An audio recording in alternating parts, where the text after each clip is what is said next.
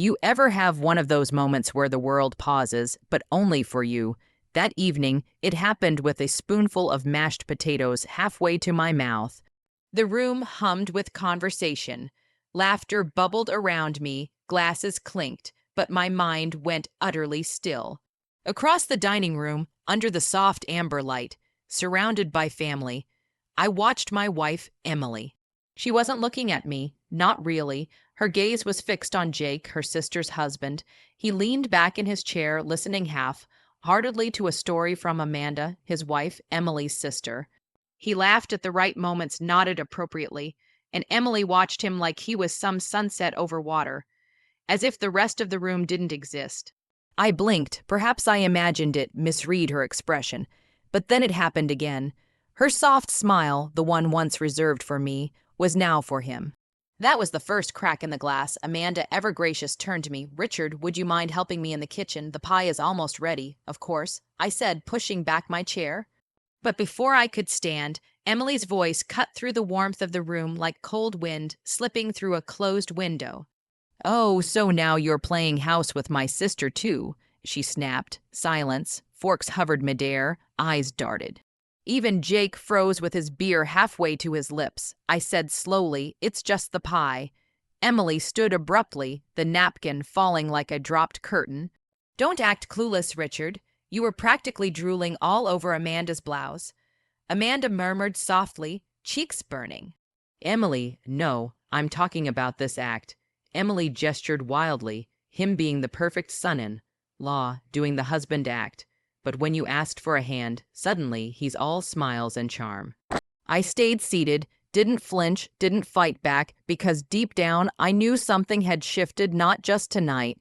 Something had been curling under the floorboards of our marriage like mold and silence. Jake started, "I think I'll just," but I cut him off with a soft shake of my head. This wasn't his mess to clean. I turned to Emily. "Let's talk about this later." "No, let's talk about it now," she shouted in front of everyone. "Since you love playing innocent." I just calmly stood and walked to the kitchen. "He always walks away, never fights for me," she called, her voice cracking. That hurt. I had quietly, without theatrics, been standing my ground for years. Now she threw daggers in a room full of people who used to believe in our love.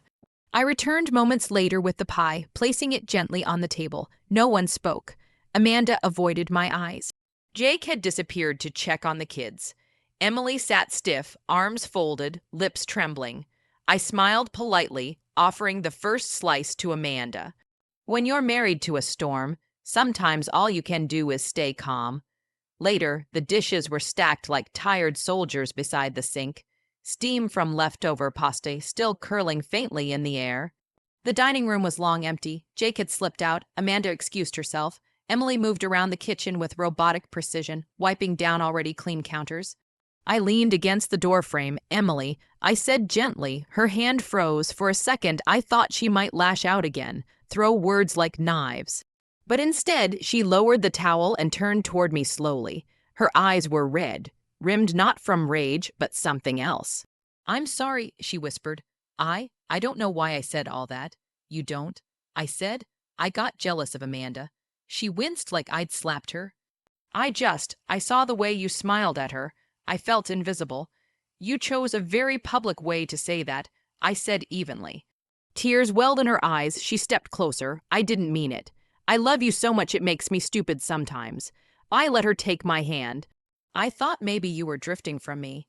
That maybe you'd found someone more exciting, more charming, someone who made you feel seen again." I didn't respond. We'd been coasting, familiar routines, takeout Thursdays, Netflix Fridays. Somewhere along the way, we stopped looking at each other. Her voice softened. "I know what I did was wrong. I embarrassed you." That part stuck, the way she flipped the narrative. "I just love you too much," she repeated, squeezing my hand. The phrase rang false, rehearsed. I nodded softly, "All right." She threw her arms around me like she'd been drowning and caught a breath of air. "I'll make it up to you," she whispered into my shirt.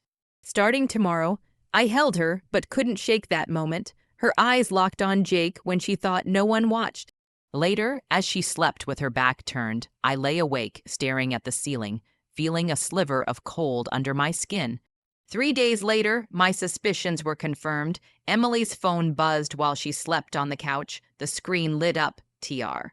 Unknown initials, my thumb hovered. I considered unlocking it but didn't.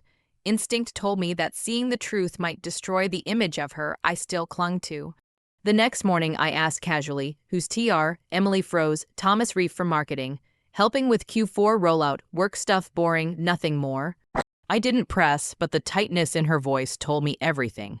That day, I couldn't concentrate.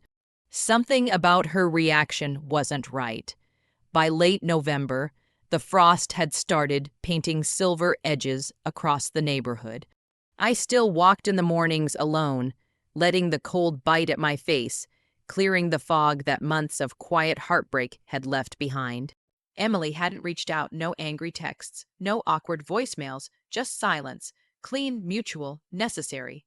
A friend from work mentioned seeing her at the grocery store, thinner, quieter, moving like someone not quite belonging to her own heels. Another friend saw Jake with a new girlfriend, apparently pregnant. The punchline wrote itself. Emily had tried to reach out, through him, not me. One last grasp at something already lost. He didn't respond. And now she posted cryptic messages, online lyrics about regret, quotes about timing, the sort of digital poetry people write hoping someone still watches.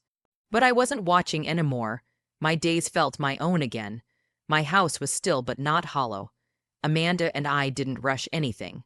No declarations, no tangled sheets, no midnight confessions.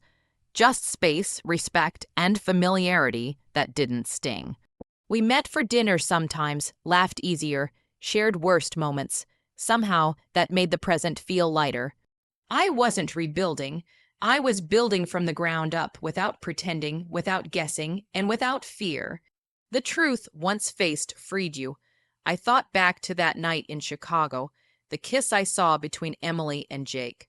That quiet confrontation, my calm wave, was it more powerful than any dramatic argument? Maybe. They had assumed I wouldn't notice, that I'd keep trusting blindly. But the moment I saw them, everything changed. No more suspicions, no more shadows, just the truth. Clear, undeniable, time-stamped. Winter came early that year. Frost glazed the sidewalks before Halloween, and I found myself back in my old morning walks, coat tight, breath misting in the air. No Emily, no Dana, no distractions, just me. Silence that felt like space instead of suffocation. At the house, I maintained the routines that made sense: coffee black, 2 sugar cubes, breakfast done mechanically, my Mustang rumbling in the driveway. Detaching from someone quietly isn't dramatic. It's smaller, subtler, breakfast, a shrug, the absence of questions. That day, I didn't ask where she was going, didn't remind her about umbrellas, didn't say love you out of habit. She didn't notice, or she didn't care enough to react. By the next morning, I had leased a small garage across town. Cheap concrete, scented, perfect. It wasn't about secrecy, it was about reclaiming myself. The '98 Mustang became more than a car, it was a promise to myself. Someday, I said, someday I'd fix it, now I could. Hours under the hood, hands thick with grease, air heavy with gasoline, solitude that wasn't lonely. It was mine. Independence, purpose, clarity. Dana noticed eventually. Questions about money, curiosity, or mild accusation. I shrugged, wiped my hands, stayed silent, no argument, nothing to justify. My repairs, my work, my freedom. It didn't need permission. Her attempts at control, at provocation, only made me more certain, more still, more free. The divorce papers moved faster than expected. No drama, no shouting, no overcomplicated battles. Just a clean, mutual acknowledgement. What we had was over, and the wreckage wasn't worth salvaging. A week later, Amanda texted, "Want to grab a drink, celebrate freedom?" I agreed. At the lakeside restaurant, under the quiet canopy of stars, Amanda and I sat across from each other. No forced conversation, just acknowledgement. We shared laughter, quiet revelations, and reflections on what had been lost. We recognized the shared betrayal. The same people had lied to both of us. But there was no anger, only clarity. The silence was comfortable, the relief subtle but undeniable. We clinked glasses quietly, no toast needed. Divorced as of yesterday, relief, peace, the lake reflected the light of stars, the water still and patient. Amanda's voice, soft but clear, acknowledged the distance and the past mistakes. We sat there, side by side, no hugs, no tears, just a sense of survival, a quiet understanding that life continued even after devastation. The truth finally faced gave clarity, no ghosts, no lingering doubts, only acknowledgement. The evening ended with laughter and light conversation, the air cleared of deception.